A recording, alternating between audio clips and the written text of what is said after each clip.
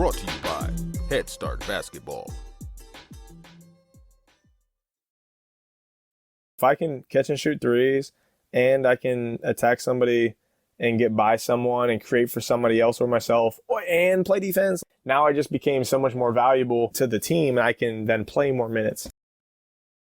Jeremy Hayes is the founder of Fadeaway Fitness, a company that specializes in skill development workouts for the game of basketball.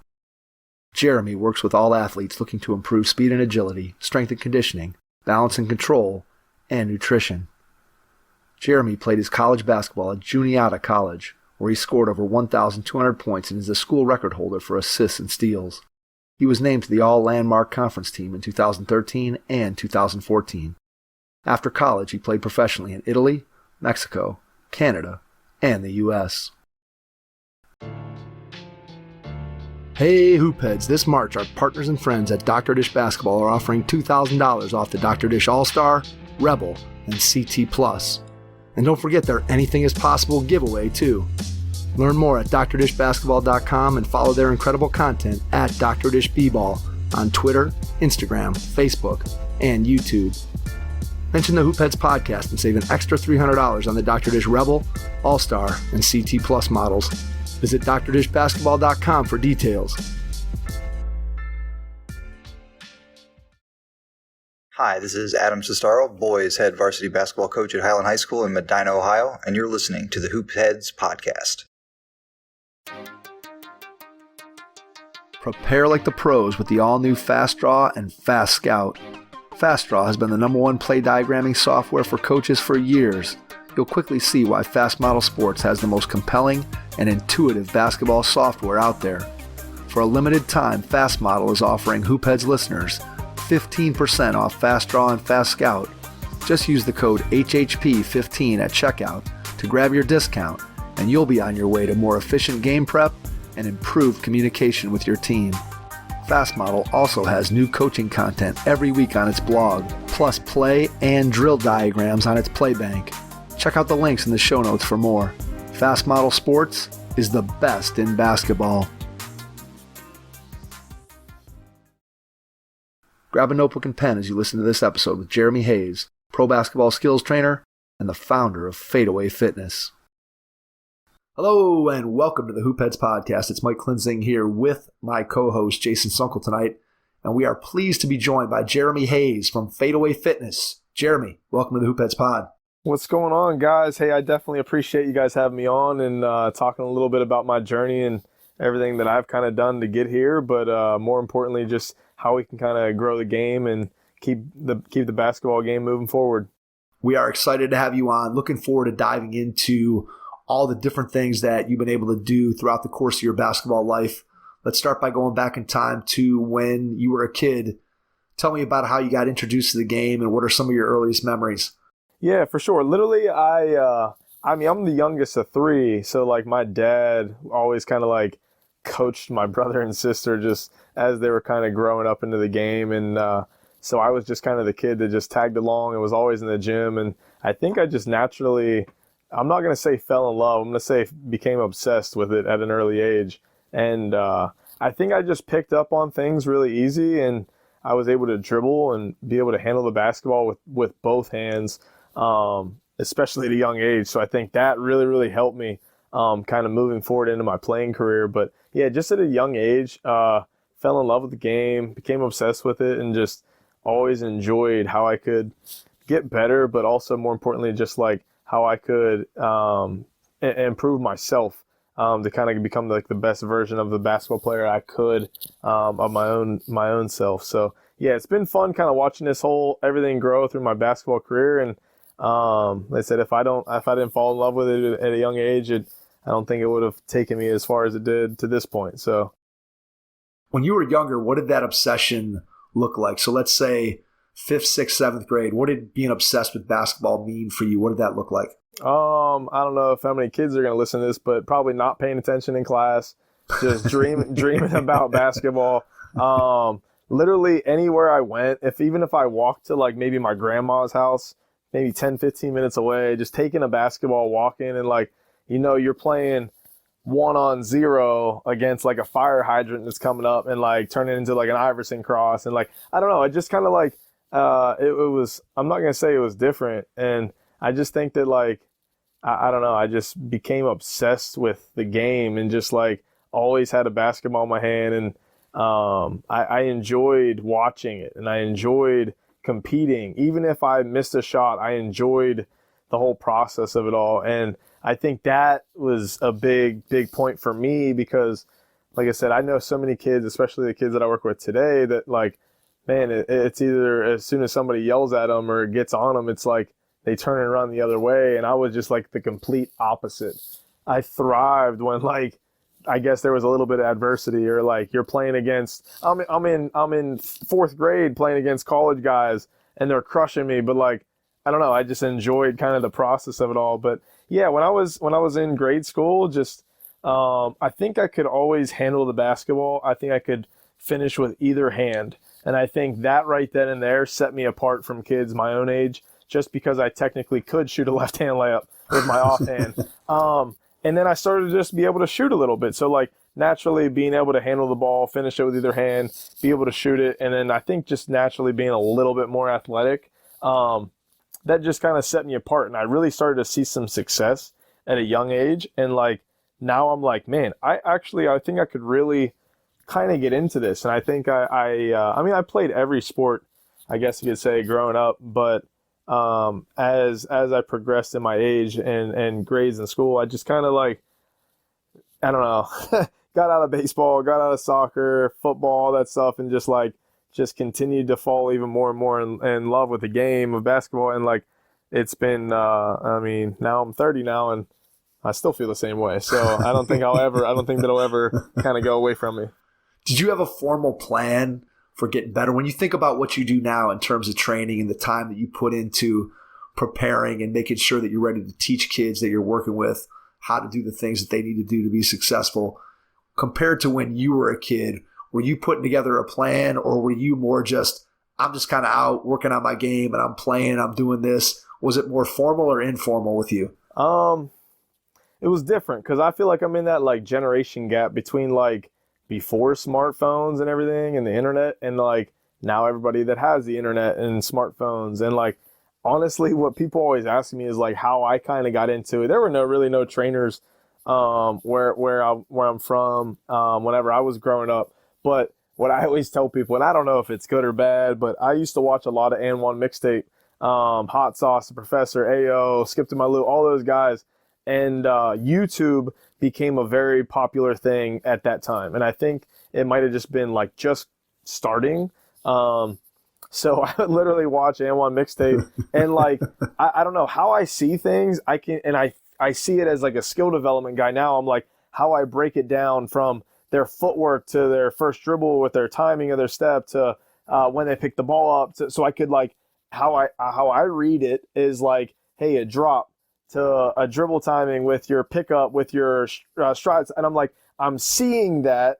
I don't know. I didn't know all the terminology then, but like, I'm seeing that as a kid. And like, I literally remember I would just like write it down on a piece of paper and just like somehow take that outside to the like, I had a little hoop on top of my garage in the middle of the street. And like, I would just try that stuff. And like, how could I like do it? One, but then how could I like learn to counter off of it, and then learn to, hey, how can I get into a shot off of this? And like, I mean, and I was and I'm not saying like lonely kid. I'm not saying that at all. I was always with people, but like I enjoyed working on my game by myself. And like, I think a lot of kids are missing that for one. They're missing a lot of like the imagination piece.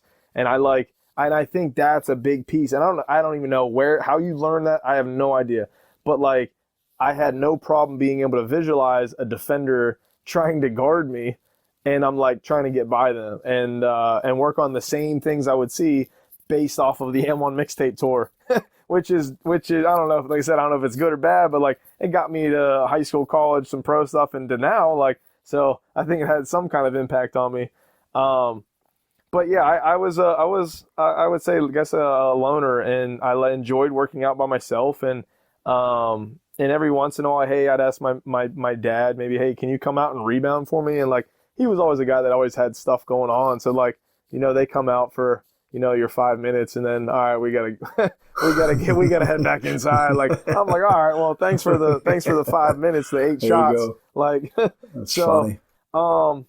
but I mean, looking back on it, like I don't regret anything. And like, I wish I honestly, I mean, everything now, I mean, you could say that easily, but like, I wish I would even put in more time. And I mean, I was always the kid that was always at the park playing pickup. And I don't know. I just, like I said, I was just obsessed with the game. And like, and I'm not saying my grades ever diminished because of basketball, but at the same time, I was like, I was very, very fortunate to put in a lot of time. And that's the only thing that like I truly, truly had a crazy passion for.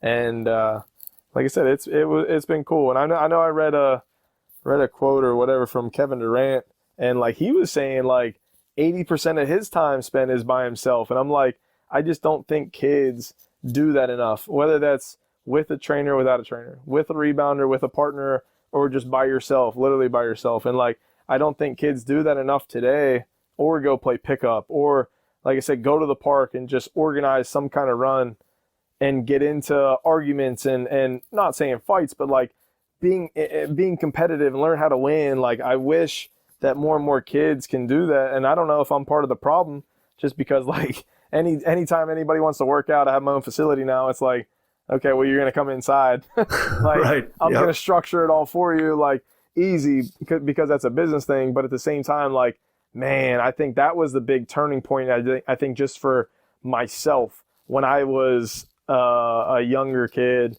And I think a real big turning point, I'll give my sister a shout out.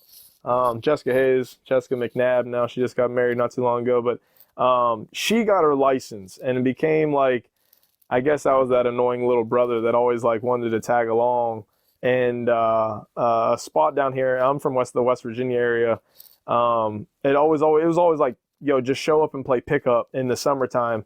So like she would always go down just to basically hang out with all her friends. It was like just like a hangout spot in the summer. But I would tag along. I'd shut up in the car. I'd just not talk. And then I get there and then I learned how to compete against guys that were my age now. So if I'm 13, 14 playing against guys that are 30, 35 and like they're in college, they're out of college, they're in the workforce, they're a lot bigger, faster, stronger than me. Like, I think that like helped prepare me for my own journey, because I think I learned how to compete. I learned how to hold my own. I learned how to like play without the ball. I learned how to like become a leader. How can I get a bucket and then like feed off of that momentum? I don't know. I think that, like I said, that was a big turning point for me. I think just as myself. So I'd be all individual by myself up until now. All of a sudden it's in the evening time, and now I can go play pickup and kind of string it and put it all together now. You must have stole my script, man. Well, listen, I apologize. You want me to turn around and start asking you these questions then? No, well, yeah, you can ask me any questions you want, but like the things that you just said, that rant that you just went on is a rant that I've gone on. People who listen to the podcast are probably sick of me going on that rant, but I always tell people that when I grew up, similar to what you just described, like I think for my development as a player, the opportunity to go and play pickup basketball outdoors against guys that were a lot older than me, all different places, all different demographics. That's what made me better. Guys taking me under their wing and kind of showing me the little tricks of the trade and having to be competitive. And I remember being 13, 14 years old and be like, I got to be the first guy to the court so that I can get in that first game where they're not like, hey, we're not picking up this little kid, but hey, he's our 10th guy, so let's let him play. And then I had to stay until the end so that maybe there was one last game that I could get in. Hey, we need one more guy. All right, we're gonna let Mike get in the game. And I think that from a development standpoint, there's just something that's lost in the fact that kids are always playing in a gym with a coach, with mom and dad in the stands against their own age group. And I just think that there's some piece of it that lost. And I always say there's a ton of good things about the system that we have today. Kids have way more access to gyms than I ever had. Right. So again, if you can work on your game in a gym, it's probably better than working on a asphalt court with pebbles and the rims are bent and all this other stuff. Right. But you do learn some of the things that you talked about, how to be resilient, how to be tough, how to stand up for yourself, how to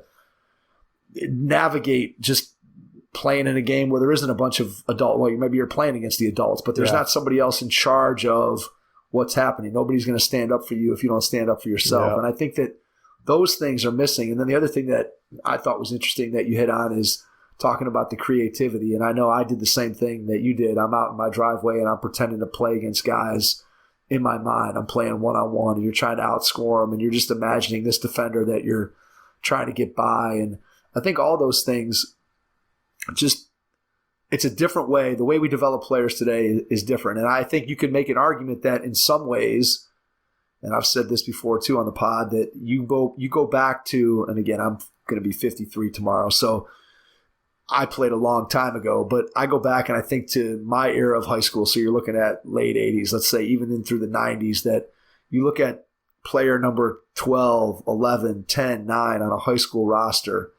Like those players, for the most part, weren't tremendously skilled. Every team back in that era had like the 6'2" football kid who did nothing but set screens and rebound. And now like that kids coming off the screen exactly. Those kids don't exist. I mean, now you look at player number 12 on a high school roster, and if you just put them in a workout by themselves and let them demonstrate their skill, like they're way better handling the ball. They can shoot it.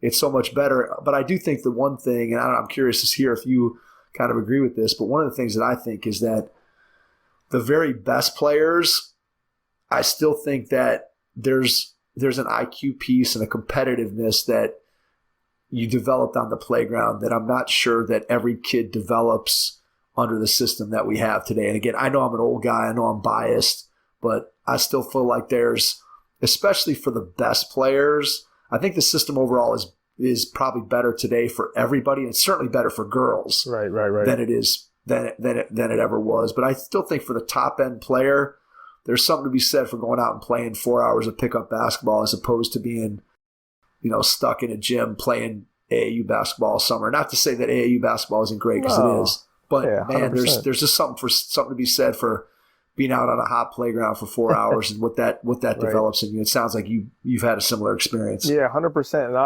I can kind of touch on that AAU point. And I'm like, I guess I'm extremely biased just because I'm a skill development guy and I'm not in the AAU scene.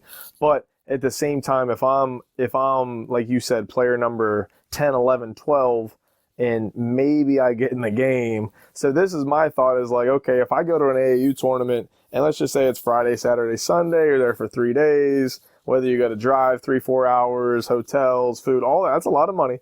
But then also it's like, okay, well, let's just say you play 5 games, you shoot 5 shots in each game.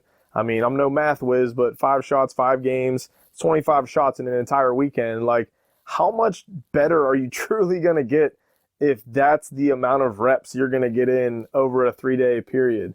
Like, go rent out or buy a shooting machine. I mean, I know they're not cheap, but at the same time, I'm like, and go shoot 1,000 shots in an hour. And how can I truly develop like my skill set and then take that to the game and how I can apply that? And like I said, you just showed up at the park and you just figured it out. And that, like I said, no one had to set it all up. And like I said, and I'm a bad cause of that because I have access to a gym and I structure everything how I do because I run a business and all that. But one thing that I did just implement into my company is literally a 3-on-3, just like play. It's a night thing, but like 1, because I can have access to a gym. 2, I have access to all the kids. Okay, 3, I can make a business decision and make money off of it. That's great. But I structure it where it's, hey, it's 3. I only invite 18 kids, 9 on one end, 9 on the other end. It's 3-on-3-on-3, and it's a continual rotate. And it's like 1 shot, 1 possession only. Next 3 on, that 3's off. And it's just, I feel like the kids, because it's like, it's structured, yeah, they understand it, but also it's like, I'm not telling you everything what to do. And it's 3-on-3 versus 5-on-5. And like, I'm a big proponent of 3-on-3 because like the spacing's better, you get more touches, everybody can kind of get a look versus like, if you got that one guy that just is, I'm going to jack it every time, 5-on-5, like, I've been there, I've done that, I've been that guy, like, It ain't fun for everybody. So I'm like, okay, well, if I can structure this, I can make money off of it. But like at the end of the day, like the kids really will benefit from it the most. Like I've seen a pretty good response from it, and like it's only going to grow just as as school lets out. So that's kind of why I really wanted to touch on it now and kind of get it introduced to my clientele, get it introduced to like my community of kids and pool.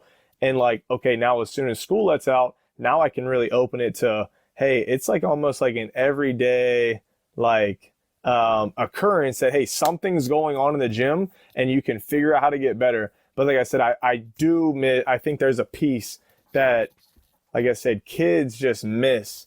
And like I said, whether it be the basketball IQ, whether it be like the grittiness and the competitiveness inside of them, whether it be like just the like how skilled they truly are. And I feel like there's several different kids. Like you said, you touched on like kid number 12 could possibly be the most skilled kid that you have on the team, on the roster, and like put him in a workout and he's got all the footwork.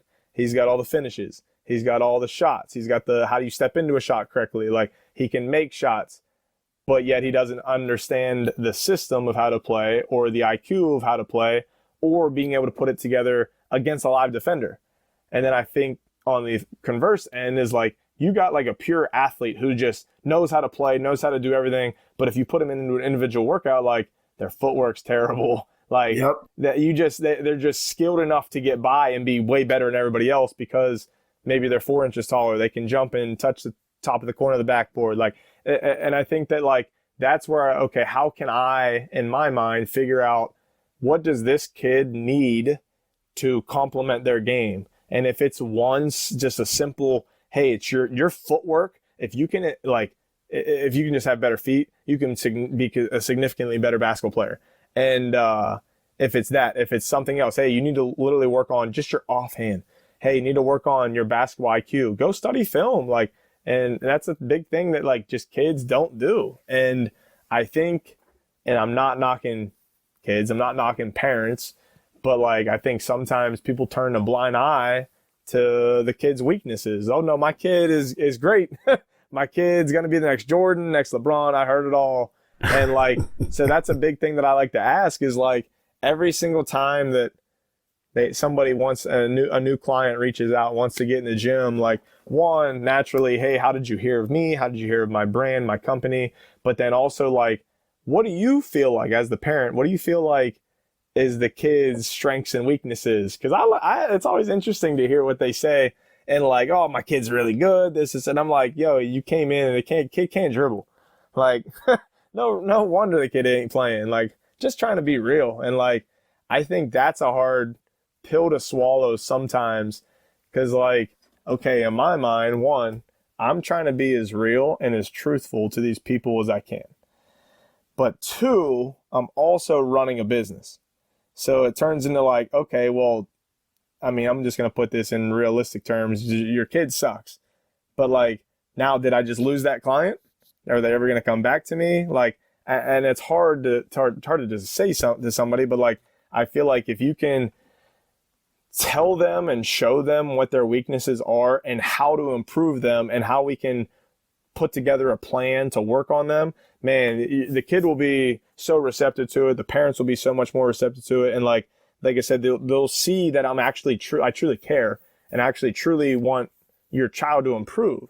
And like, that's a big piece with me is if I can get the kid to improve a little bit in a short amount of time, then they see that. And then I'm like, okay, so now buy completely in and let's go. And let's really crush like your skill development needs so we can put this together and you can score 4 more points a game or play 10 more minutes, get something.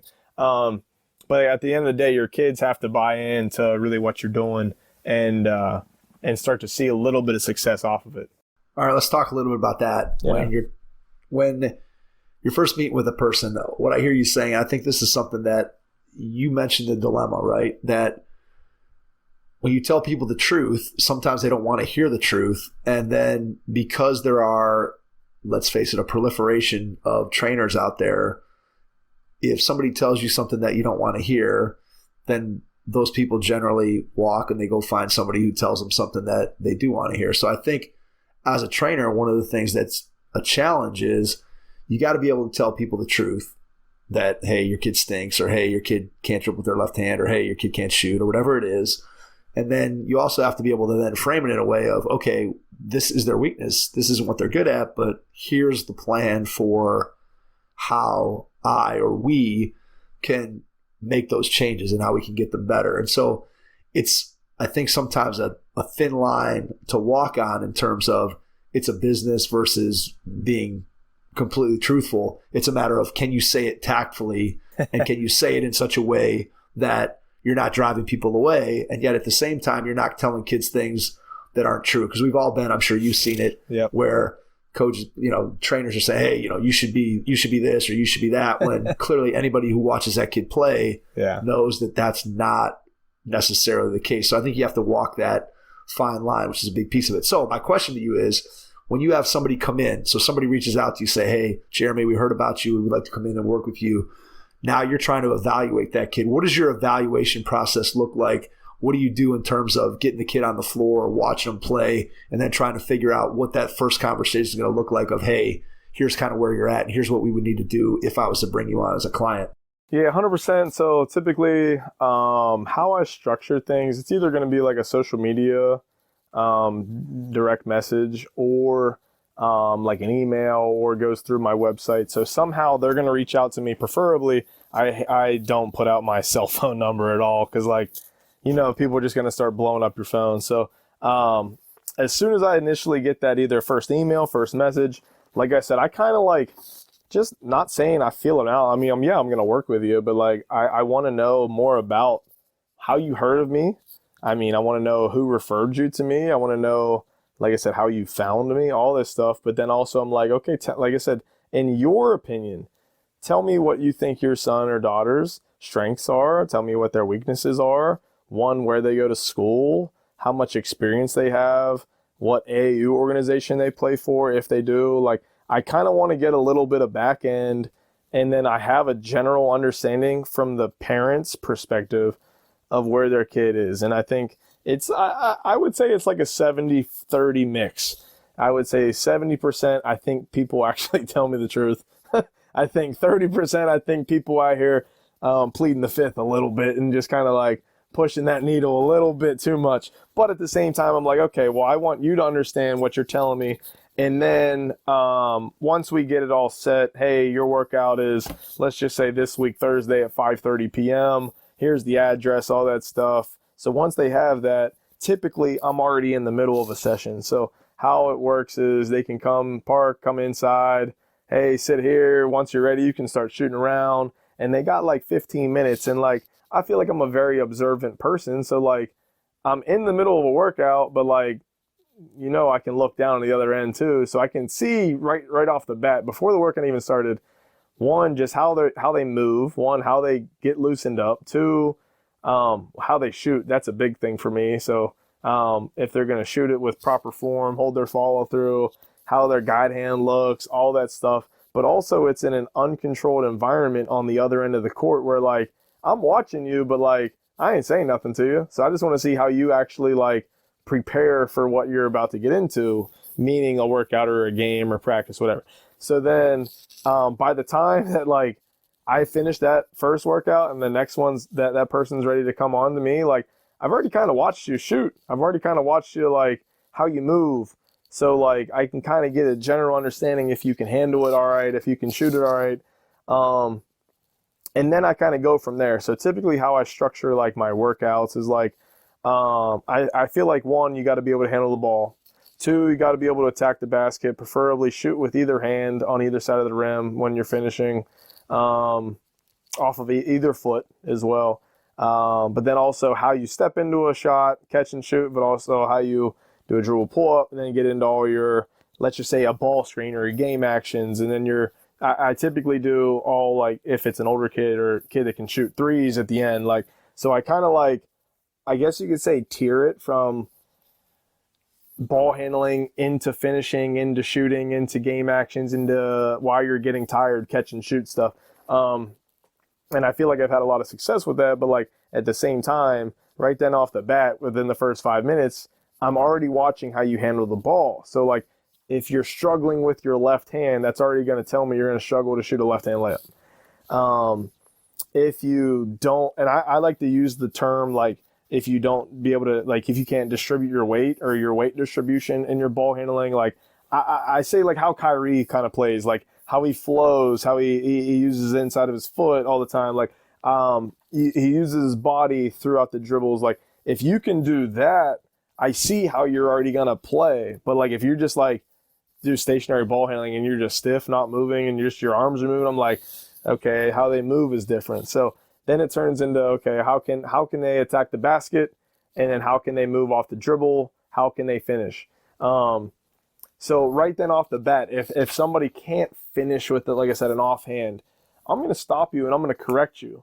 And I'm going to tell them, but also I'm going to say it loud enough so now the parent who's watching can understand, hey, listen, I would really love for you to work on your left-hand layup. And literally all I want you to do is just take your last step, drive up with your left hand, finish it off the corner of the square. And I want you to do that 100 times a day because I think that would really improve your offhand. So, like, I'm saying it in a way that, like, yo, you really need to work on your offhand, but also I'm providing a solution to how they can do it, and it's at home.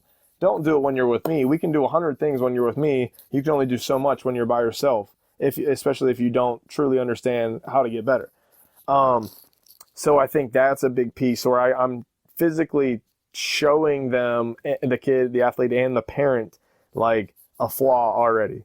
But I provided a solution. So, like I said, not saying, I'm never going to say your kid sucks. I'm never going to say that. But in my mind, I'm like, okay, if you aren't phenomenal at one thing, how can we make you a little bit better at that? And I'm going to provide you with a solution. So I say it and I demonstrate it a certain way, but I feel like it's in a way that, like, opens the eyes of the parents. Like, my son or daughter does need to work on this.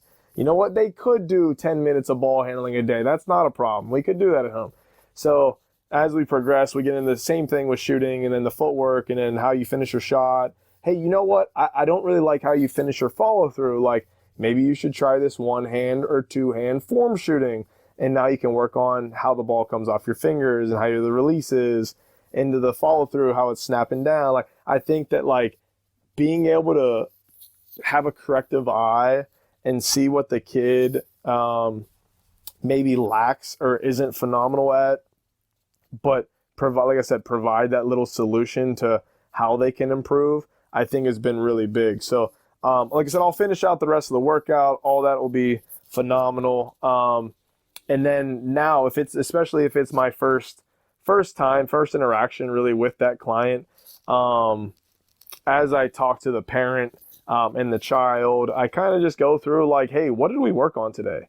And, like, I let them answer. I don't want the parents to listen. I don't want to tell them. I want to see what the kid actually comprehended and, like, let them tell me. And then I'm like, okay, that's phenomenal. What do you think you need to get better at? You tell me.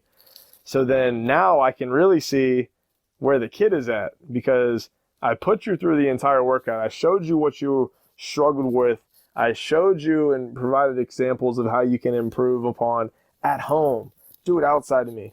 So then if the kid is understanding and know they can't finish with their left hand, like, man, you know what? I really struggle with my left hand on that part, blah, blah, blah, blah, blah.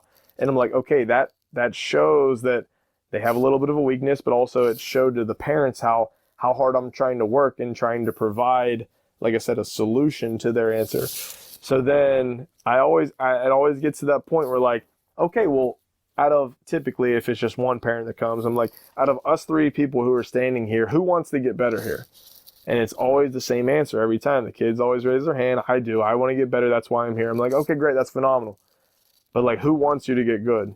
So myself and the parent want you to be really good. They want you to get better. They want you to push the needle moving forward and actually work on your game. But, like, the kicker comes into, okay, well, like, how can you hold yourself accountable and how can you get better with yourself? Because, like, we want you to get good, but I'm not calling you every day and say, hey, little Johnny, did you work on your left-hand ball handling?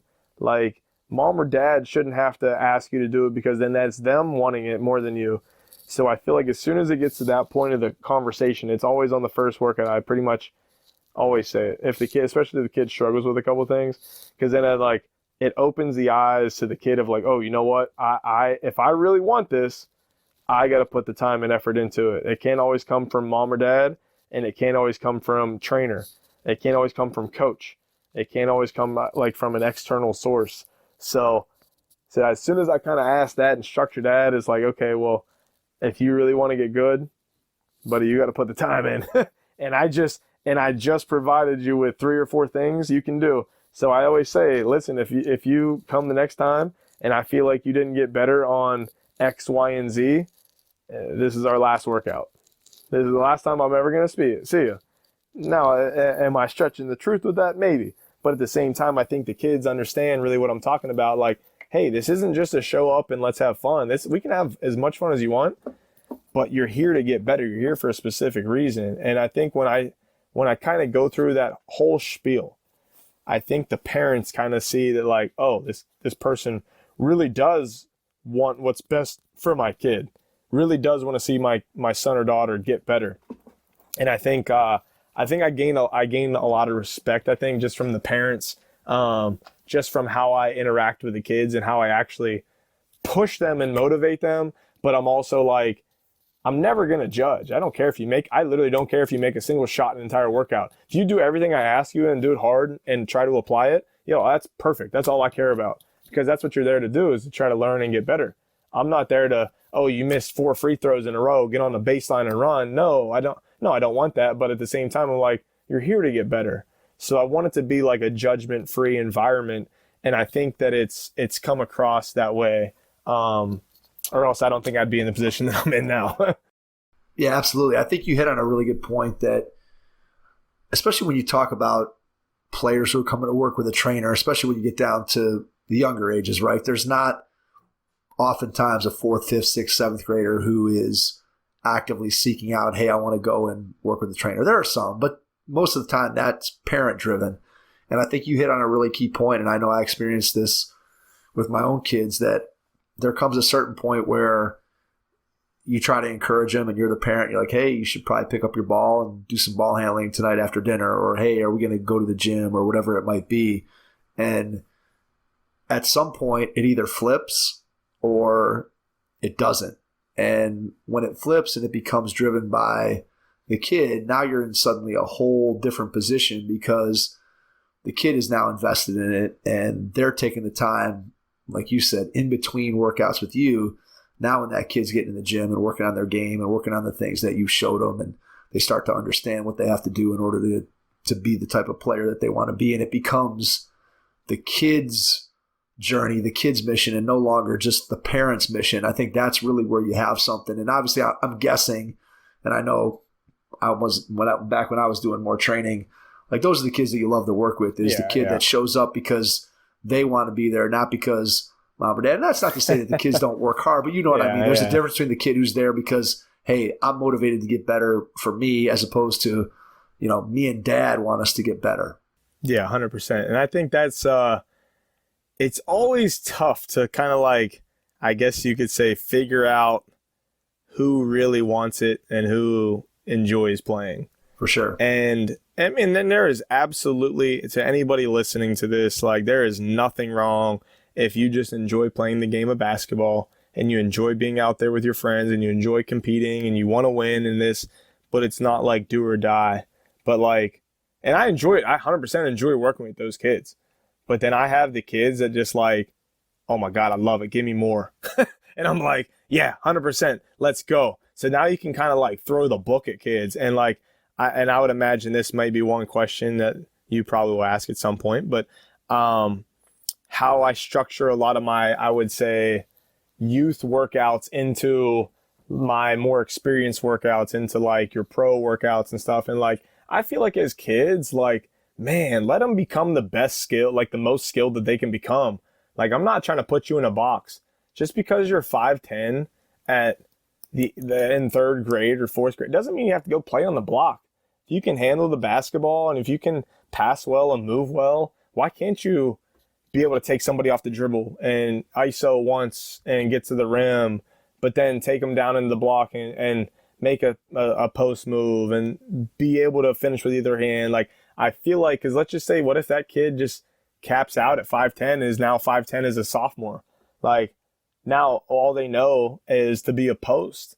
And I'm like, you're 5'10" and you're a sophomore. And if you're probably not going to grow anymore, I don't know how many 5'10", and you can be honest too, how many 5'10" centers are there in college? Not many. Exactly. Not many. Maybe hit a JUCO Division 6, like something, but like, yeah, so that's where I feel like my job and I guess you could say one of my philosophies is like, I want to make you the most skilled player that you can become. And that's where I think the kids really enjoy it, because like, I'm not trying to put you in a box, and I want you to thrive in any situation that you're in, because like, if I can only catch and shoot threes, I'm only playing in situations that require me or our team to make and catch and shoot threes, which is fine. But if I can catch and shoot threes, and I can attack somebody and get by someone and create for somebody else or myself and play defense, like, now I just became so much more valuable to the team, and I can then play more minutes. But now, as the roles start getting refined, okay, now I'm not in 8th grade anymore. Now let's just say I'm really good. I'm starting to play varsity as a freshman. Okay, I'm probably not going to play. I mean, there's your select few that may play significant minutes as a freshman. But like, at the same time, you're going to have a role.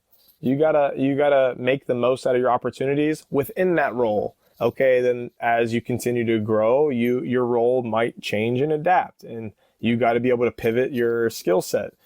But at the same time, you got to be flexible and willing to do that. So that's where I go back to, I want you to become at an early age the most skilled that you can become. I don't want to try to do that when you're a junior in high school. Now you're trying to figure it out and go play in college, and you got a year and some change left, versus you're a 5th grader and you're still young.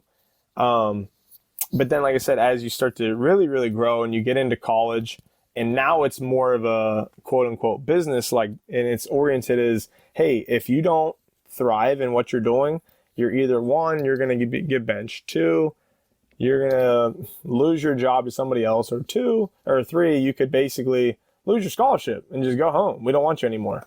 So it gets more and more, I'm going to say, stressful, I think, as you grow, but like, I think it's ultimately defined at an early age. And if kids can buy into it and enjoy the process of getting better, and nothing's ever going to be perfect or gravy, but like, enjoy the failures and trying to overcome and face some adversity. But as you start to get older and like, okay, you've been in those situations, now you can thrive in them.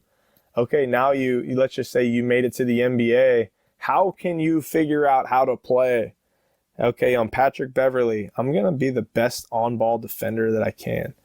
Said, I don't care if you scored 38 points a game in high school. I want you to make millions off of playing defense.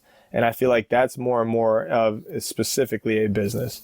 But at the same time, like, Patrick Beverly, like you said, scored 38 points a game in high school. So like, that's 2 completely different things, but he bought into his role as he got older. Like I said, I think kids, like I said, become the best that you personally can be, but like, also just enjoy having fun and getting better. And I mean, and you know, there's so many pressures like, yep, for kids, like, and okay, I'm a trainer. And like you said, I feel like in today's day and age, everybody's a trainer now. Like, everybody's trying to tell you exactly what to do, and what do you listen to? Who do you listen to? Like, that's, I don't know. I just feel like there's so much negative BS that kids got to go through. And there's so many outside pressures that, like, I don't know. It's tough. The comparisons on social media, right? Just you hear about this kid posting this highlight and this person that for sure got this offer and there. And I think about going through that, and, when you were coming up, same thing. It wasn't nearly as prevalent as it is today. And for me, it didn't even exist. And so you think about what that does to kids, where they're seeing all the time people posting, and it's just like regular social media where people are posting the best moments of their lives. And right. You're sitting there going, man, my life's pretty boring compared to all this stuff I see people doing wherever. Right. And I think kids experience that same thing when it comes to sports and when it comes to basketball specifically. It's crazy. 100%. And Yeah, it's a social media driven world right now, and like, and I feel for some of the kids who are in that limelight that are like a Mikey Williams, who's been a sensation since he's, let's just say 13, 12, whatever. But like, he's got millions of followers, people who are trying to pull him and steer him in all different directions. Now he can make money off of NIL stuff. Now Right. it's like, who do you listen to on the business side of things? How do you handle your money? Like, but then you're like, okay, I don't know, whatever Mikey Williams is, a 17-year-old kid. Like, if I was 17, now am I comparing myself and my life to Mikey Williams, who's flying on Puma jets? Like, that's Yeah. different. And Yeah. like, that's just what's so crazy. I think social media is a absolute blessing, but it can be an absolute curse too. And just like, I don't know, don't always compare yourself to people. Like, run your own race, find your own niche, your own journey, and make the most out of your own life. And I think that's the best thing, because like, whatever you find that is wrong with yourself, somebody might be looking at you and just be like, damn, they got it all figured out. And Right. like, and you could have no idea like what somebody else is going through. But like, somebody could be having the absolute worst day ever, but then they're going to post something on social media just to get some attention or something. And like, I use social media, and it's been great for my brand and my company, but I'm like, man, it's just, I feel like it's becoming harder and harder to find low key, like, what's real. And especially as it gets into the sports scene, is like you said, everybody's posting their highlight tape, which is all their best clips, all their best parts of their life, all their best everything. But they're never, I mean, I don't know why you would really ever post your low clips, but of like, oh, here's me Bloopers. missing here's me missing 12 shots today. But like, it's tough. And I think that's where the comparison stuff comes in. And like, I don't know, you can genuinely be happy and support people, but like, I feel like you gotta just take care of your own life and I said, run your own race.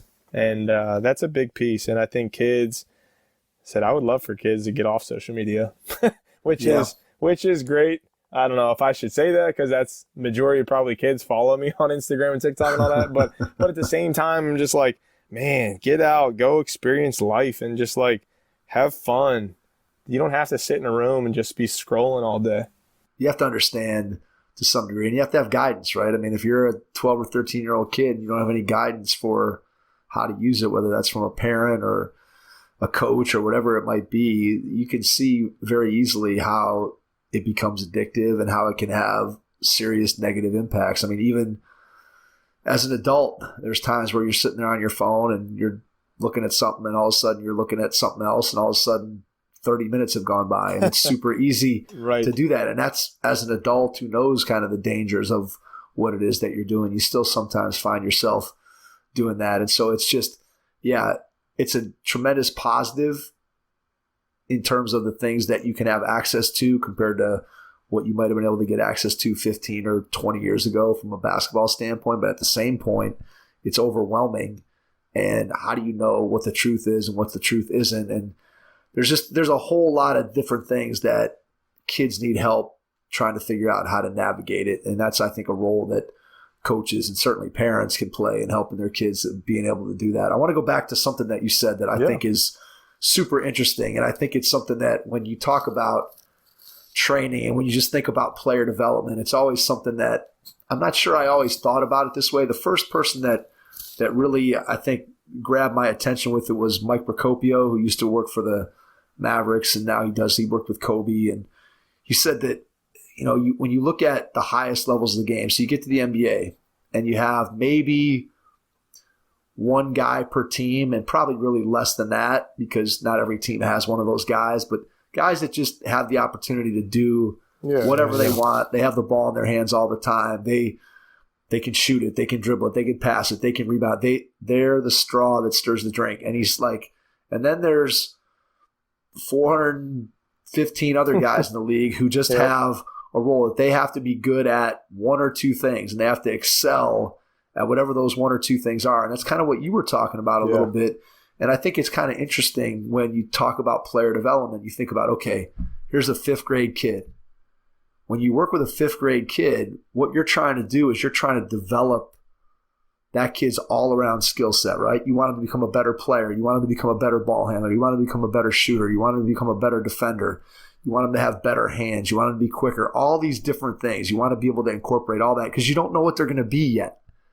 And yet, at the same time, it's almost counterintuitive. Like you start getting to a high school player and certainly even more a college player, and then you get to a pro guy. It's like, okay, what are the things that you have to do on your team to A, earn minutes, or in the pros to A, to get a contract, and then to be able to stay on the floor. And it starts to shrink down the things you have to be really, really good at. If you're a role player in the NBA, like I don't need to know how to run 25 pick and rolls per game. I need to be able to spot up and make an open three, and I got to be able to guard multiple positions. And if I can do that, I can make a lot of money in the NBA. I don't have to be able to do all the things that LeBron does. And so it's just interesting. It's almost counterintuitive when you think about it. And I think that, you touched on it 100%. And like you said, having the freedom, like if I'm Jason Tatum from the Celtics, I feel like just give me the ball, everybody get out of the way, let me kind of just do my thing. But then think if I'm like PJ Tucker, I get paid X amount of millions of dollars to basically play defense for sure, but like stand still, catch and shoot corner threes. And I'm like, if I shoot 37% this year, and then in the off season, you're going to pay me an extra $6 million if I can get my percent up to like 40, 41%, 42%. Like that's what I need to figure out. How can I raise my clients' shooting percentage up 4 or 5%, right? So exactly. they can make $6 million more. Like I think that's pretty crazy in my mind, and I think that like. And I'll be honest, I think that's one area where I think trainers start to get a bad rap because it's like, especially social media and Instagram is like, everybody just calls them Instagram trainers. So like, what's everybody going to do? Oh, we're going to do 100 ISO moves and do a punch drag, under drag, and do a hezzy and do a misdirection and do this and this. And I'm like, what are we Who's doing here? That? Who's doing that in the game? There's one person probably in the league right now that's doing that, and that's Kyrie, and there's only one Kyrie in the world. So I feel like, exactly, we got to break down really what we're looking to do and go back to what I said earlier. Like, I want to make kids the most skilled that they can be. I 100% do, and I feel like you can throw a move or two here and there, but also, don't forget, it's got to flow within some kind of an offense, flow within some kind of defender coming at you and guarding you. And like, so yeah, you can do a combo move here and there, but I feel like it's got to be, like I said, within some kind of an understanding of the game. And I think that's where I think a lot of trainers get a bad rap. Because I still think basketball training is relatively a newer industry. And like, I mean, we're figuring out different avenues and paths and everything. And like Phil Handy's been around for forever, and Gannon Baker, and like they kind of paved the way, I mean, years and years ago. But I still think that like how training, the terminology takes place, and how the footwork and how we can label and break down everything, I think that's becoming more and more like aware in today's game. I think that's big.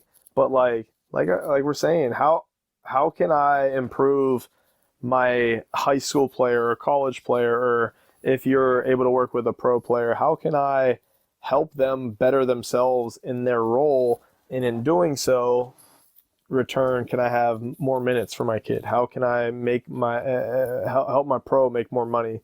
And typically, I've been very fortunate enough to work with a lot of college kids, a lot of girls, a lot of guys, and when it gets to about this point. So as seasons are ending, as kids are coming home for breaks, especially once it gets closer to maybe May, is like, hey, they're coming home for the summer.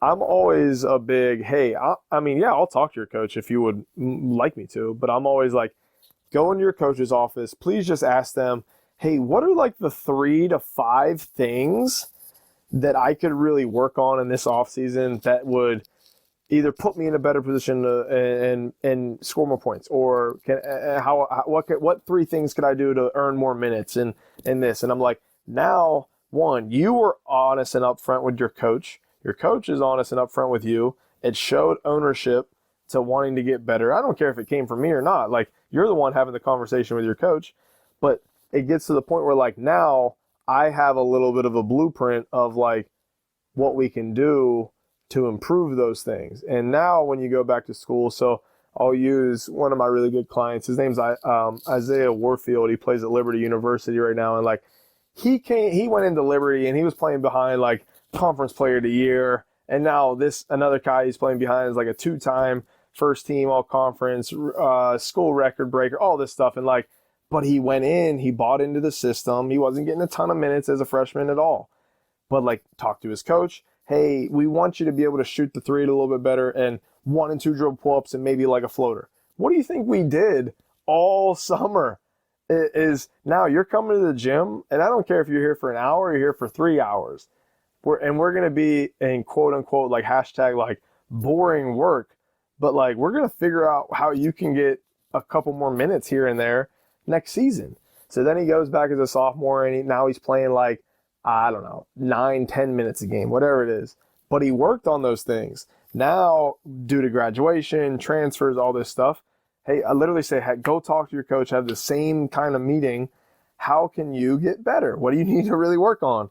And so he came back the next year, and now he's playing 20, 25 minutes a game. And, like, he bought into the system. He wasn't playing a whole lot, and, like, he understands he's got to get better, got to understand the team development first, but also at the same time he can get better, like, as an individual. And, like, with that, he didn't just pack up and hit the transfer portal because he wasn't playing. Right. Like, loves his situation, loves where he's at, the school, loves the coach, and he was getting a couple minutes, but, like, now he's a sixth man. Like, now he's going to be in such a better position moving into his next year. So I'm super excited to get him back, and, like, how can I help you, like, maximize your time, because now I'm seeing you come in and struggle.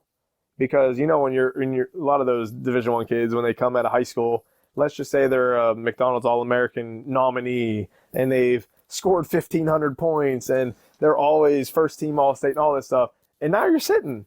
Right. Like, sometimes that's a very tough pill to swallow for people. And especially after COVID hit, it's like, well, as soon as one small thing doesn't go your way, like, the NCAA gave you a way out. Okay, great. Hit the transfer portal and you get one free transfer now. Like, or go figure it out and face that adversity and come out better and stronger on the other end. And you, not to say you proved people wrong, you basically proved yourself right. This is why I came here. This is why I belong here. And, like, I think that's a big thing. And I'm so happy and proud of Isaiah, because, like, he struggled and he fought that adversity, and now he's figuring it out and he's seeing some return on that end. And, like, but at the end of the day, like, he's got to be able to catch and shoot, make shots. He's an athletic 6'4" kid. Get to the rim, 1 and 2 dribbles, get by somebody, but then use your length and defend. So now there's 3 things now he can really focus and lock in on. So how can I get better? So now it's the same, as soon as their conference tournament, NCAA tournament, all that stuff's over with, bro, go talk to your coach. What do you need to do? Now let's come in, let's work on those couple things. Now that's a specific instance versus, like, hey, I got a 6th grader who can handle it well, who can kind of get to the basket. We need to work on creating separation, work on your shot. Yeah, I have more flexibility and freedom to kind of, like, play around with those workouts. But also on the other end of the spectrum, you got those kids that are either making money or playing overseas, playing in the G League, or these college kids that are fighting for playing time. Like, that's a real job. And, Yep. like, they have to truly buy in. And, like, if you don't get better at it, okay, we'll go sit until you figure it out. And I think that's a very tough pill to swallow, especially for college kids, because, like, the coaches PO'd at me and upset with me and yelling at me and screaming at me in practice, but yet I really don't know why. And, like, now I just got to figure it out on my own. Well, there's, like, 2 things, Jeremy. There's 2 things, right, that jump out at me from what you said. Is one, let's take it from the player perspective. Yep. So players have to be, I don't know if the word is confident enough, they have to be secure enough that they can go in and they can ask that question of their coaching staff. Because so often I think players are afraid to hear from somebody else what their weaknesses are or what they're not good at or what they need to work on. So I think that's the first piece. And then the second part of it is, if you're a coach out there or you're a trainer and a kid comes to you and says, hey, what do I need to work on, right? If you're that coach, you have to then be prepared, and you should know, hopefully, if it's a kid that plays on your team or if it's a kid that you've trained or whatever, you should have a pretty good feel for what that kid can and cannot do. And then you have to be willing to tell that kid the truth about what it is that they need to work on. It can't be, oh man, you're doing great, keep it up. Like, you know what I mean? Like that can't be the conversation. It has to be, look, this kid came to me and is looking for something, and now I've got to give them some specific things that I want to see them improve on. I think it has to be both ways. And I think there's some hesitation on both sides sometimes to have that honest conversation. Yeah, no, 100%. And I think that it gets to the point where, like, and I try to be, as like I said earlier, like honest and truthful. And I respect the hell out of all the kids that I work with if you meet me halfway. And like, I want you to learn a little bit of ownership and accountability and fight for things. If you truly want to get better, figure out how to get better. Okay. And if it's maybe it's a tough conversation with your coach, go have that conversation. And if you're not, and I don't know if this is a quote unquote specific term I can use in today's day and age, but if you got to man up a little bit, like, do that. Like, and I feel like that helps kids, and you can earn some respect from your coach just because, like, you truly want to get better and you actually want to succeed. But like, if you don't ever go talk to your coach and you feel like, oh, well, coach is screwing me, this, and like, you ain't ever going to improve. Like, you're just giving yourself an out or an alibi of like how like why I'm not playing. So that basically just gave your coach more of a reason not to play you. So like, if I'm that kid, and like I was that kid at one point, like, hey, what do you want me to work on this off season? Luckily, like I said, high school, I played in college, had a very successful career and did really well. But like, as a freshman, yeah, I played 30 minutes a game, whatever, but I still wanted to get better. So like, and who knows your game and who's going to play you more than your coach? So like, okay, go talk to them. And like I said, it's not always roses, but like, neither is the real world. Right, exactly. So like, I think that's been my like biggest driving point is like, what are you going to do when you try to go to a job later in life and there is, let's just say, 100 applicants and they're only choosing one and you don't get it? Are you going to go beg and cry to the CEO, or like, do you got to figure it out, pivot, and make the most out of the situation you're in? And I feel like that's the same point you're in with athletics. Okay, if you're not playing, go talk to your coach or whoever it is, and like, instead of just always casting blame, and like, because half the time kids don't even understand where their coaches are coming from, just because they are so upset they won't go talk, and they just assume that the coach hates you, or they assume that something's magically wrong. I don't know, but like, yeah, you got to get to the point where you got to fight through some tough conversations to possibly come out better in the long run.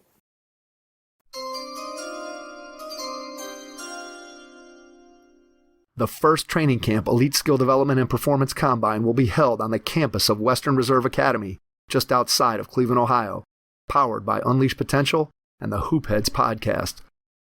The camp is designed for boys rising to grades 6 through 9 and will take place June 29th through July 1st, 2023. An emphasis on improving individual skills in the context of a team environment will be the hallmark of the training camp. Mike Klinzing from Head Start Basketball and the Hoopheads podcast and Joe's Decision from Unleashed Potential will serve as the camp directors of this inaugural training camp. Campers can expect 3 days of hard work, intense skill instruction, and learning how to be a great teammate on and off the court at the training camp. Players will participate in 10 elite skill development sessions led by some of the best coaches from across the country. Visit headstartbasketball.com to get registered.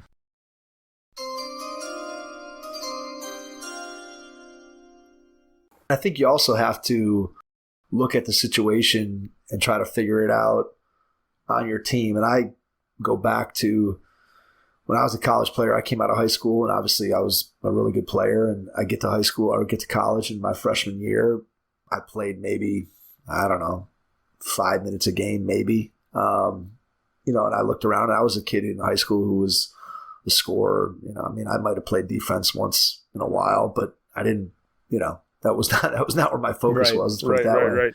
And I get there as a freshman, and I don't play as much as, I would have liked to. And I looked at our team and who was coming back the next year, and I looked at my coaching staff, and I don't even know if I ever even had a conversation or if it was more just I kind of looked and said, well, what are my coaches? Who do they play? Like, what kind of players do they like? And I kind of tried to figure out, okay, well, next year, what do we have coming back? I'm like, man, we got a lot of scoring coming back, but there's going to be an open spot here. Maybe if I can become a defender, maybe that's going to get me playing time. And so I kind of just shifted my mentality of like being a great scorer in high school wasn't going to translate to me being a 20-point scorer in college. But if I could go ahead and I could be a good offensive player, but be the best defender on the team, now suddenly I could figure it out. And I think so many kids, you talked about it with the transfer portal, which has made it even easier, but so many times kids get to a place or whatever, and it doesn't work out immediately, and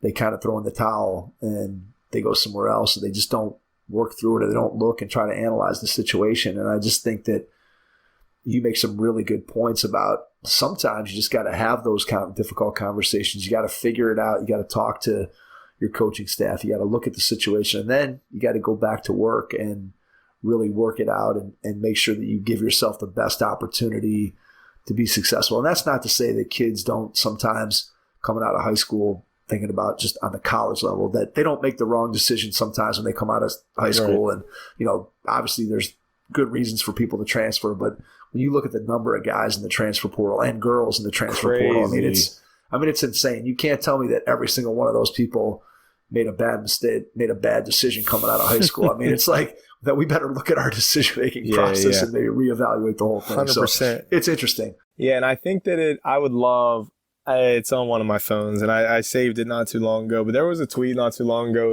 and it broke it down per class of, hey, there's X amount of freshmen that went into the transfer portal, and there's X amount of freshmen that are still in the transfer portal, meaning they haven't found a home. And it went through freshman, sophomore, junior, senior, redshirt, senior, all this stuff. And it had all the numbers, and numbers don't lie.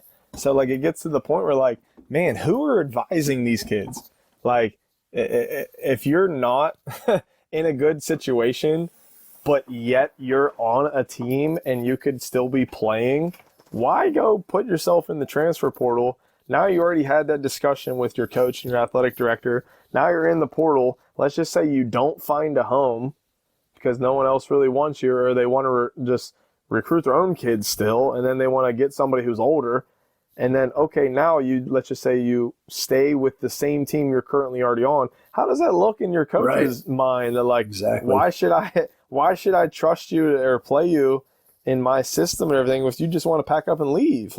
I think that's tough, and I don't know. I'm very, I don't know. I just want to see how things move and shake moving forward, especially with the transfer portal. And there's so many kids in there, and I don't know what the official numbers are, but it is staggering. Yeah, it's way higher in terms of the kids that couldn't find a home. It's way higher than anybody thinks. Crazy. So, but like I said, in the same time, if you're in a situation where, let's just say you had a couple coaching changes or something wasn't jiving, and you're not in a phenomenal situation, and you have a chance to better your situation or better your life, it's your life.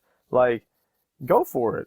But you run that risk of like I said, what happens if I don't find a home?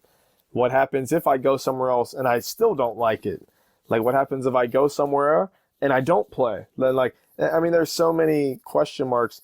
But that's, and I'm not going to say it's the beauty, but it's the beauty in college basketball. It's you never know what's going to happen until you're there. Coaches can damn near say whatever they want to say to get you there. But as soon as you're there, their main focus, one, is the team, but their also main focus is winning. Because if they don't win, now that they're out of job now. So it's they got to provide for their family. They got to do what's best for themselves and their family. So I don't know. I think it's a fine line. And then you throw in, especially at more of the upper levels, but the NIL stuff. And I'm man, so who really runs recruiting? do the coaches run recruiting, or do maybe like these boosters who are paying these NIL run recruiting? Hey, I'll give that kid $750,000 if you get him here. But now what happens if the coach doesn't play that kid? Does the booster pull the funding to the program? Like, does the kid up and transfer? Like, there's man, it's just, there's a lot of stuff. There's a lot of stuff that's going to shake out over the next 5 years in terms 100%. of figuring out what it's going to look like, and both with the portal and with NIL. It'll be very interesting to see how the college basketball landscape, what it looks like 5-6 years from now. I mean, it's already so different from what it was 15 or 20 years ago. And then you go back even further to kind of the heyday of college basketball and, kind of to where we are now. It's just a different world. And then you take the whole, like we started off the conversation with the whole U Sports AAU complex and how that feeds into the whole thing. And it's amazing. I want to go back in time and give you a chance to tell us the origin story of how you got started with Fadeaway. So go back to, you're thinking about getting into the training business, just how you got started and then how you built the business itself. Yeah, 100%. Well, I always, I think, naturally just kind of trained. I take that back to when I was like in high school, just like a couple like younger kids that I think just kind of like followed in my same journey that were 6-7 years younger than me. But like when I would be at a park or I would be at a wellness center, even just in my driveway or something, like they would just like, yo, come work out with me. And like, we're all working out together. Like, yeah, I'm a little bit older, a little bit better, but like now I can kind of like help critique you along the way. So basically, like, I'm not a trainer, but like, I'm just helping you as I get better, as I do my workout type of deal. But then as I got into college, kind of the same thing. I ended up bouncing around. I was in Mexico. I was in Canada. I did some stuff in Italy with Team USA after my junior year of college. And then I finished. I was in Ciudad Juarez, like I said, down in Mexico. And I kind of like was moving on. And I got a position in Pittsburgh at a sports complex. And that was the point where I was kind of like waiting for basketball opportunity of like what's next type of deal. But like, I don't know, I was kind of like fizzling out as a player. And not that I wasn't enjoying it, I 100% was, but I'm like, man, I got a pretty decent thing going now at the sports complex. And I was just kind of getting out of basketball. So I started to get into almost like the fitness side of things, like sports performance training. And I started teaching some classes. Then I ended up getting into CrossFit pretty heavy. But a guy who I grew up with, like, his kids were a little bit younger than me, but this guy was a big business guy. He started an AAU program in Pittsburgh, and I was living in Pittsburgh at the time. Basically started this AAU program for his kids. And like I said, I knew the kids from West Virginia where I grew up and everything. And so I jumped on board with this AAU program as literally like I'm the 4th and 5th grade, like boys coach, like I'm nothing big, like nothing. This is a very, very, very, very part-time thing. But I'm, like I said, I think that kind of got me back into the game without like all the pressures. And like I never really had, I guess, a bunch of pressure playing, but like I just never, I don't know, I just enjoyed being around the game now versus like always having to go score 20 or go perform at this part, something. So then I started going on this AAU program and very quickly, and that was probably, I don't know, 23, 24 at the time. And like, I was already, I think, still pretty skilled and could handle the ball, but I think I speak well. I think I associate myself with people really well and personable. And then that led into now within probably like the first month of me being this AAU organization, I became the entire director of skill development. So that led into, we would do like you would have your team practices on specific days, whatever, but every Wednesday night would be like skills night, basically. So every team would come in for like an hour and a half break. And it would literally just be skills and drills, all that, and then maybe play pickup organized pickup the last like 15 minutes, whatever. So I like I said, I was very new to the program, but like the kids kind of knew me. Parents really didn't know who I was, but the CEO of the program, who I kind of grew up with, he knew all the parents. So as I'm running this, like these skill sessions, like everybody's basically watching me, and the CEO was basically walking around like, oh, this is Jeremy. He does private sessions, and at that point, I really didn't do private sessions, but like, and I did, but like I never. It wasn't a business thing. It was just like, yeah, I'll help you out type of deal. And I think quickly that started to grow. So like, but also me being at this sports complex, that gave me access to a facility. So now I have a facility. I'm the director of operations at the sports complex, so I kind of run the schedule. So I know when the court's open, when it's not. The CEO is kind of like funneling some kids to me. So now I'm trying to figure out, hey, I can go to your house and do it in a driveway. Hey, I got access to this facility you don't have to pay for, blah, blah, blah. And you know, just as a, I guess I could say, quote unquote, beginner doing this, like, you're just trying to like make it work, I guess. And so I had a full-time position in sports complex. Doing AAU is like I guess a part-time, full-time thing. And then I'm like, hey, I'm doing 3, 4, 5 workouts a week now, and this is great, man. I'm making X amount of dollars side cash. Like, this is phenomenal. Like, I can't get over this. So then that just started to grow a little bit. And then as parents started, like, I think parents would post really on Facebook or on Instagram, then like, oh, had a great workout with Jeremy, and it'd be like just a picture of us. Like, we worked on ball handling and finishing and shooting. Then like, I think that's even though yes, it's social media, but because like I think the parents were putting it out, was like, that was my word of mouth right then and there. And like now more and more people, we're seeing it and reaching out. But like, basically I'm from Wheeling, West Virginia. So from Pittsburgh, it's like 55 minutes, so under an hour. So because they were tagging me in this stuff, now people back in my hometown area are seeing it and like, how can we get my son and daughter involved, blah, blah, blah. So I was like, okay, well, I reached out to my old principal at my grade school, and who I'm very close with still to this day. I talk to her weekly, but she let me have access to the gym outside of the school in church time. So now I'm like, okay, well, I'm living in Pittsburgh and I'm running a little bit of individual sessions in Pittsburgh, but then 55 minutes away back in Wheeling, West Virginia, I have access to a gym, and my name and business, or not even, it wasn't even a business, just me running basketball things, just kind of like got out more and more. And so then I'm like, now I start the whole like, man, I'm traveling from Pittsburgh to Wheeling, Wheeling to Pittsburgh, and like, just like I said earlier, just to make it work. So it got to the point, man, maybe like 25 clients, maybe, like, but I was seeing some of them 2-3 times a week. I was seeing others once a week. Like, so it got to the point like, man, this whole AAU thing and coaching 4th and 5th grade boys is really cutting into this whole training thing now. And then it got to the point where like, man, this is, even the sports complex thing is like becoming more and more of a hassle for me. So I made the executive decision. I got out of the sports complex.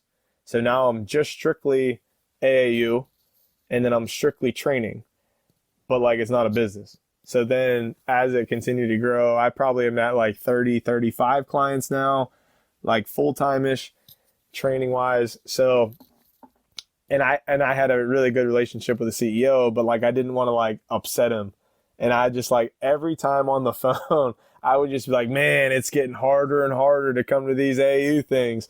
All this training is really taking off. And like, and I'm not saying I was lying, because it was, but like, I could do both.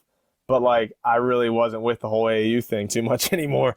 And so then he broke the ice. He's like, yeah, I don't even know if AAU would be worth it for you. And I was like, oh my gosh, thank you so much for saying that, because I've been wanting to say that for the last like 2 months.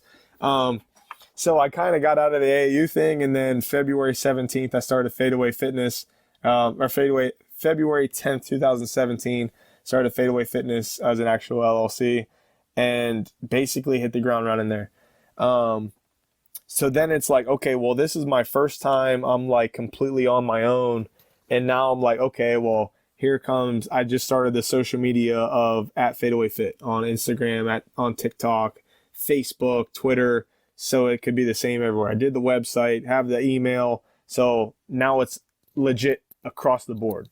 So then I start like, I think really, and if any like beginner trainer listens to this, like, man, I would say the best stuff that I did at the beginning was posting my kids and like successes that they had in workouts with the kids, like pictures with the kids, but like they could then promote it, especially if they're high school kids, to their friends and their following, but then put it on Facebook and the parents share it like crazy. So like that really helped blow my brand up first. So then once I started getting more and more clients, now I'm like finding a harder and harder time to like schedule because I'm just I'm in workouts all day. Right. So as that just naturally grew, which and I don't know how anybody that on here that's familiar with Wheeling, West Virginia, but it's not significantly a massive area. So I'm one of maybe 2 trainers around here. So there's not a whole lot of competition. But also I'm the only one that really does anything social media wise, promotion wise, put myself out there. So that really, really helps me for kids. So now it's like everybody is seeing it. Everybody is kind of like wanting to join on. So I'm going to be real. At one point I was getting like 40 to 50 new clientele reaching out to me a day, which was overwhelming, extremely overwhelming. But at the same time, I'm like, man, I really see the future with this. And I think it could absolutely just get massive. It's just now figuring out how to do it. So then I really just like, I don't know, I figured it out a little bit along the way by myself. And I slowly just started doing more and more, but I was traveling. And like, it got to the point where like, I got this facility that I'm currently in now. And like, I would start in Pittsburgh. I would drive to Wheeling, West Virginia. Then I would go to my facility I'm at now in St. Clairsville, Ohio. So 20 minutes from Wheeling, go back to Wheeling, go back to Pittsburgh, stay the night in Pittsburgh. And I'm like, I was in 3 states just to do like 14 workouts. Right. But at the same time, if I don't do the grind phase, then no chance I'm at any point where I'm at now. And, but that really helped me grow because now me being in 3 states gave me access to 3 states market. So especially with the clientele, as it's starting to really grow, my next biggest thing that I really, really needed was my social media to really go.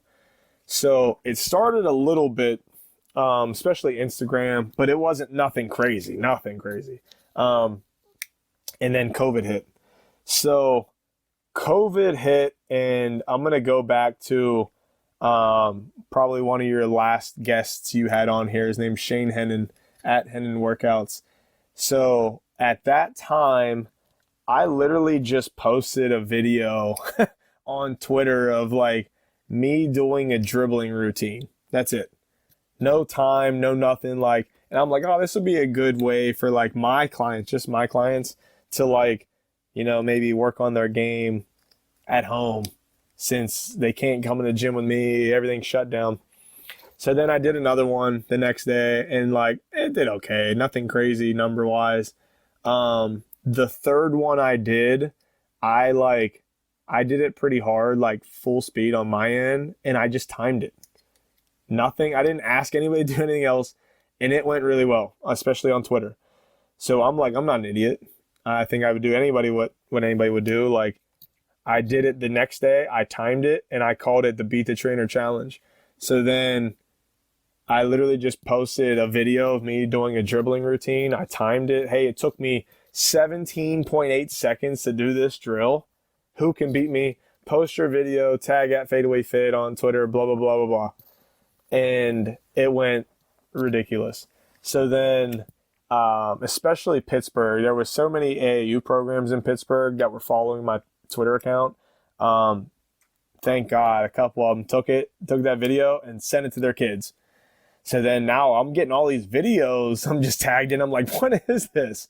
And then it got to the point where like more and more people were seeing it. So I was just doing it every day, 1 video a day. But I'm like, I'm not an idiot. I'm going to retweet these, share these, comment like crazy. And I think that now all of a sudden took my social media following to a place that like I never had access to before. And I'm like, this is crazy. So I ultimately, at the end of the day, I ended up doing 100 straight videos of the Beat the Trainer challenge. And when it got to that point, things were starting to like open back up, like COVID wise. So then I could really just get back into my in-person workouts, and I didn't have as much time to do these videos anymore. But when it all said and done, I was in all 50 states. People were sending videos in, and in 42 different countries, people were sending their dribbling videos. Crazy. And it really, really started to take off.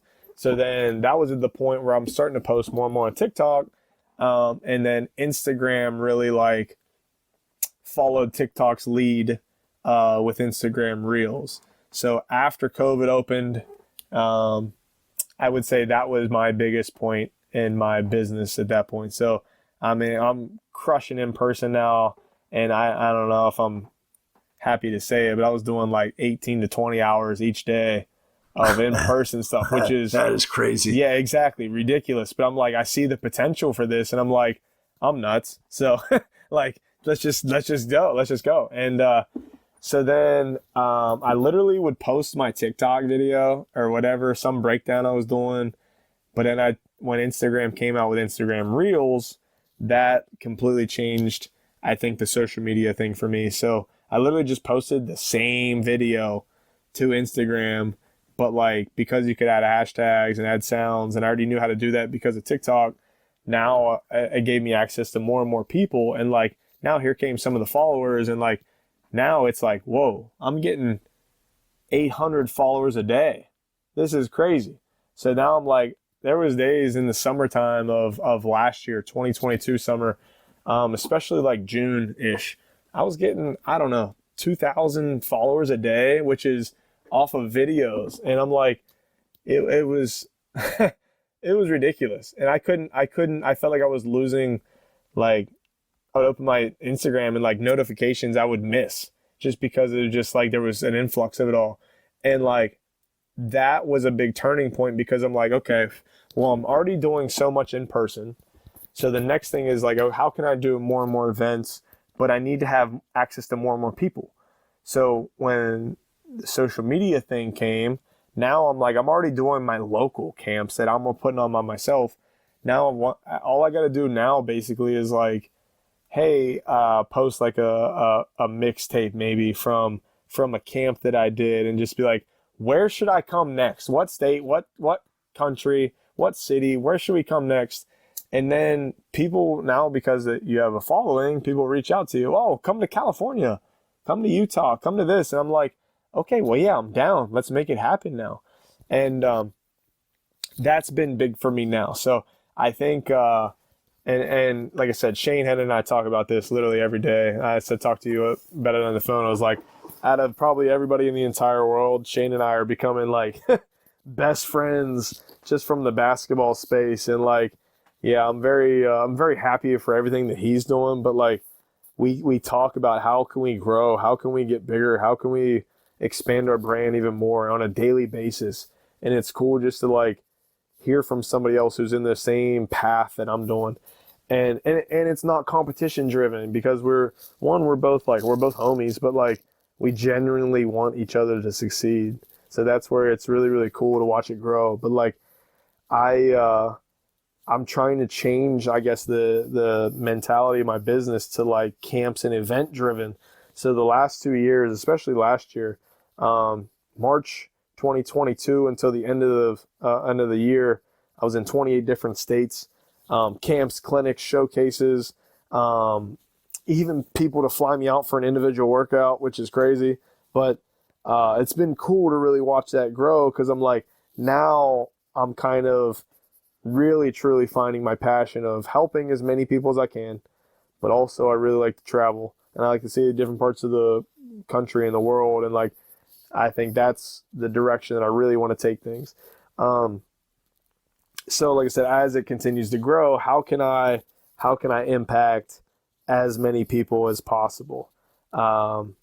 so that's been fun. And so That's cool. yeah, it's been a lot of fun watching it grow. Like I said, from going to a kid's house in their driveway, like working out a kid when I had like 4 clients in 2017 to like Yep. now I was in 28 different states. And this year, like I said, it's only March, and I think I have close to like 56 events already booked. And like there's so many states that I haven't even been to yet that are on this year's map. So yeah, I'm really excited for that. But then like just because of like the social media stuff and like the amount that I've been able to get out and do, it gave me access to other events. So last July I was able to participate / like I really helped run this event as one of like the main influencers, I guess. So it's called the 3-Point Open. So think of like a dunk contest. So you can get into it, you can compete in it, and if you win money, which is cool. But if you can't dunk, you can't get into a dunk contest. But this thing called the 3-Point Open is basically a high stakes shooting competition that anybody can get into for big money at the end. So it cost $1,000 last year. It cost $1,000 to get into it, and if you won $100,000. So this company hit me up. Shout out my guy Jordan Wortman, who's the CEO of the 3-Point Open, who took a chance on me and really like enjoyed what I did on social media and everything. And so he reached out to me and, hey, we'd love for you to be a part of this, and how can you help us grow this? And so as soon as he said, yeah, we're shooting for $100,000, like, I mean, I just thought it was a scam. Like, I mean, which pretty much that was like everybody's main concern. So then I got on the phone with him and like I saw the vision for it all and like what he wanted to do with it all. And I'm like, man, this sounds sick. So basically, long story short, they wanted me to just shoot video and create content about the event and like kind of drive people to either sign up or just spread awareness about the event.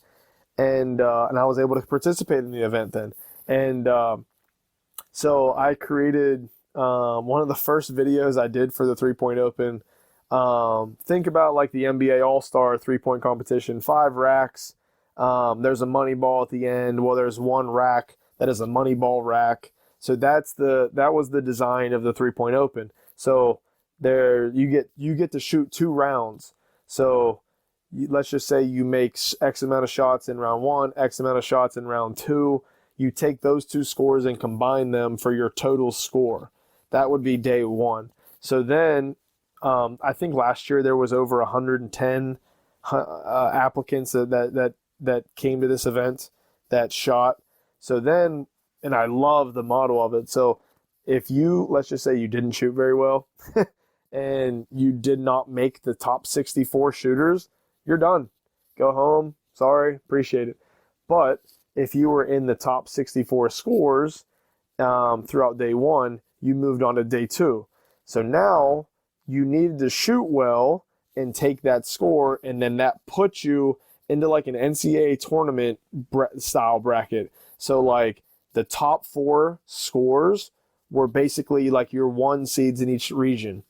So then it ranked you 1 through 16, and now there's an actual bracket to compete against. So on day 2, it was like competition style. So your 1 seed shot against your 16 seed. So typically if you're a 1 seed, you're a really, really good shooter. And if you're a 16, like you got to come up with an upset, which there were several of them. So instead of trying to compete to have the best score in that whole round, you just had to beat the guy you were shooting against to move on. So that went round of 64, round of 32, Sweet 16, Elite 8, Final 4, and then the last 2 for the championship.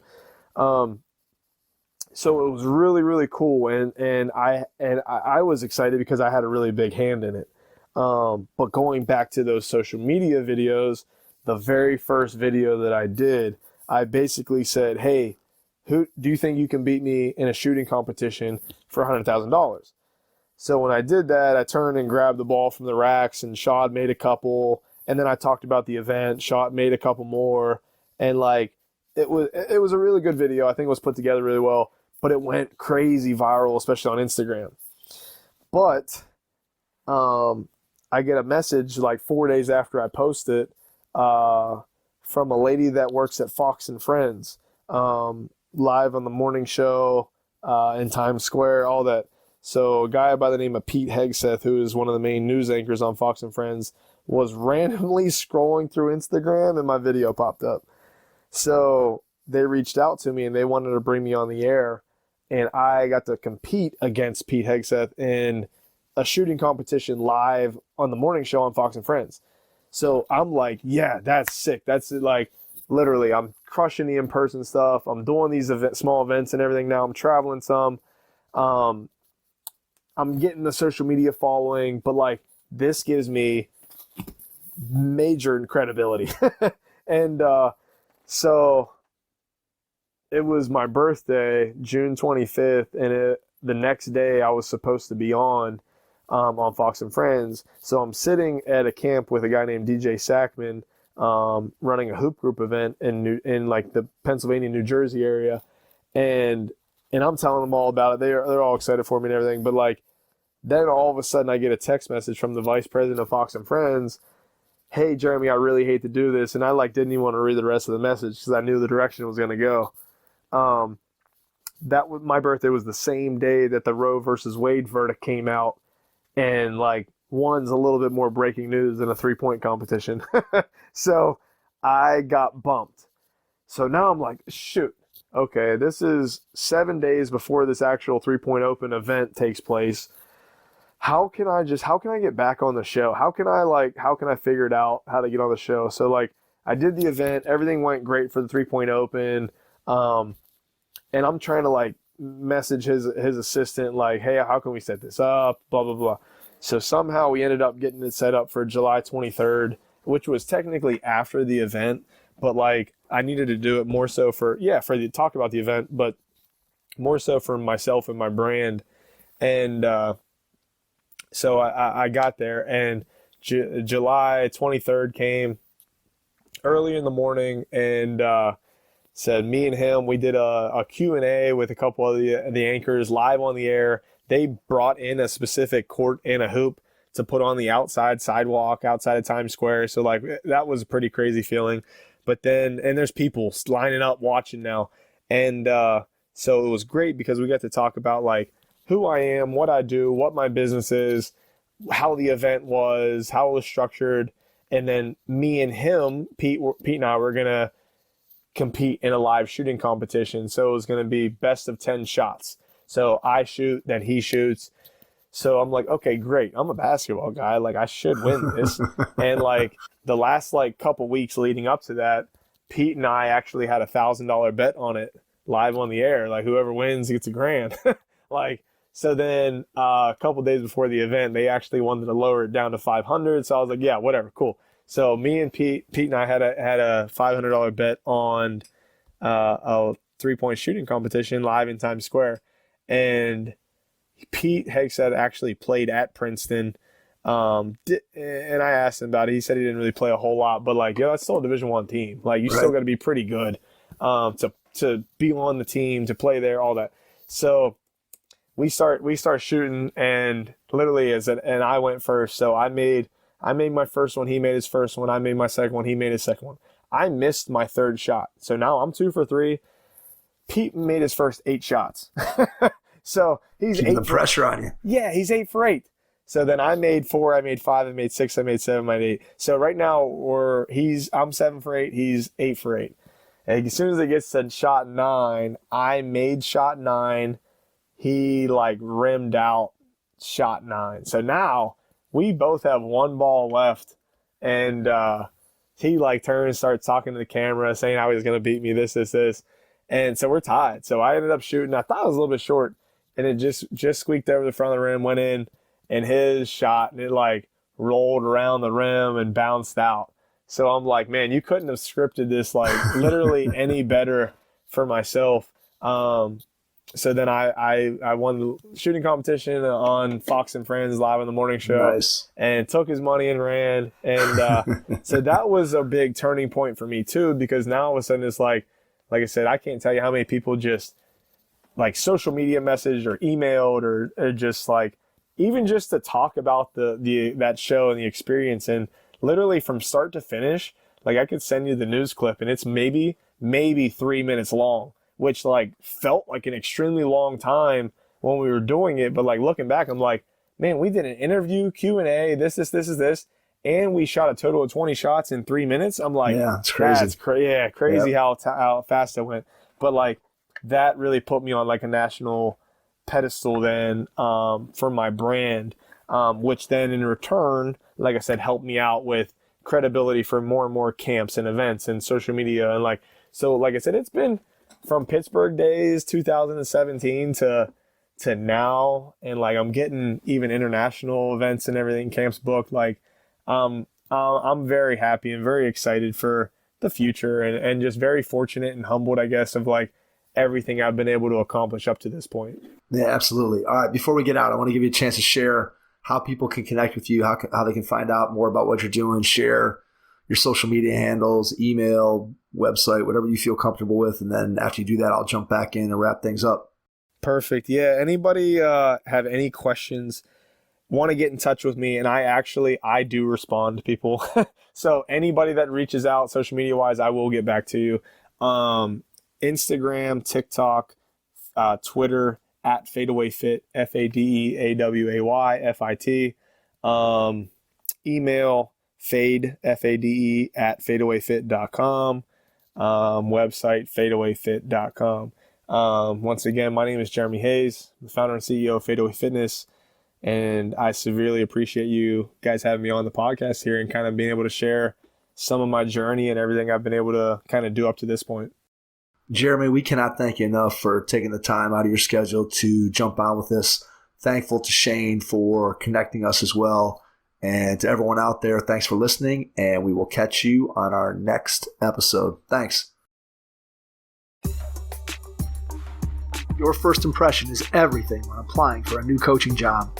A professional coaching portfolio is the tool that highlights your coaching achievements and philosophies, and most of all, helps separate you and your abilities from the other applicants.